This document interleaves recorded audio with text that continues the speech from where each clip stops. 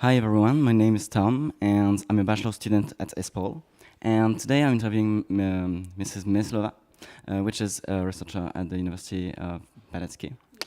And so the subject is the V4, the Visegrad Europe within the EU. And my first question is a 2016 article on the V4's official website claimed that Brexit could amplify the V4's voice within the EU. And what is the current influence of the V4 in the Brexit negotiations? Can it, for example, enough power to veto the Brexit negotiations? Yeah.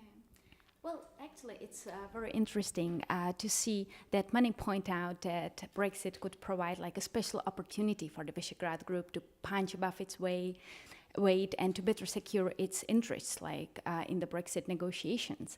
But the thing is that it very much depends on the unity of the group. You know, if the group stays united and cohesive, then it's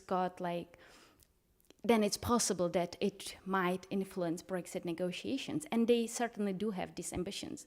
The Visegrad Group leaders very often, pronounce that they want to carve out like special Brexit position of the Visegrad Group countries, despite the single negotiating mandate based on which the EU negotiates with the UK.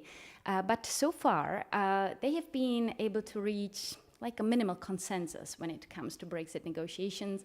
It's mainly the indivisibility of the four fundamental EU freedoms and the protection of Visegrad Group citizens living, working, and studying in the UK. That seems to be the central priority that they agree upon. But apart from that, there seems to be only a minimal consensus when it comes to their Brexit strategy. Yeah. Thanks. Second question, the Visegrad Group is a cultural and political organization. And does it have any cultural stance about Brexit? Not really. I would say the thing is that the group is currently kind of fighting to settle their internal differences. Like, as you know, Poland and Hungary, they are currently ruled by right-wing nationalist parties, and they are moving in an increasingly different direction from the Czech Republic and Slovakia, and it fuels debates about their 2+2 format. So I think that they are to focus as a group, if anything, they are about to focus on economic implications. As a group, they might want to really stay united and, for example, to secure their position as net beneficiaries of the EU budget, for example. But I think that culturally they are really like drifting apart, I would say. Yeah. Thanks. Third question. The V4 and the UK have similar outlooks on many EU policy areas, but does it have did they evolve in the past few years on subjects such as security and defense, and how do they coordinate them within the group? Yeah. Well, like the group as such is like an informal platform. They don't have like standing institutions. The only exception is the Visegrad Fund. That's the only permanent institution of the Visegrad Group.